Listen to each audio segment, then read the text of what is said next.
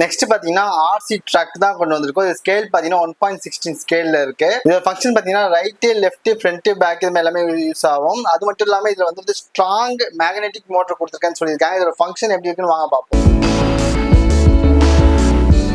இந்த பாக்ஸ்குள்ள பாத்தீங்கன்னா உங்களுக்கு ஆர்சி கார் வந்துடும், ரிமோட் கண்ட்ரோல் வந்துடும், ரீசார்ஜபிள் பேட்டரி வந்துடும், யூஎஸ்பி கேபிள் வந்துடும்.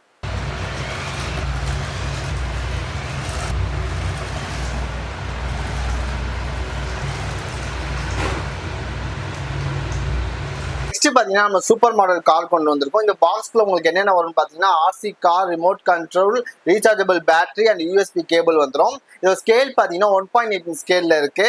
இதை வாங்க அன்பாக்சிங் பண்ணி பார்க்கலாம்.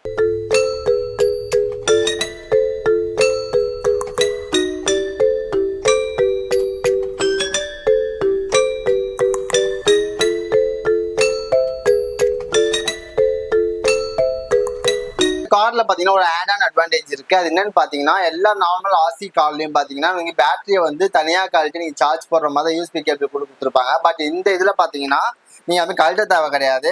உங்களுக்கு இந்த பின் டைப்ல வந்து யூஎஸ்பி கேபிள் கொடுத்துருக்காங்க. ஜஸ்ட் இந்த பின்னை நீங்க பிளக் பண்ணிட்டு நீங்க வந்து யூஎஸ்பி கேபிள் அந்த அடாப்டர்ல போட்டு நீங்க சார்ஜ் பண்ணிக்கலாம்.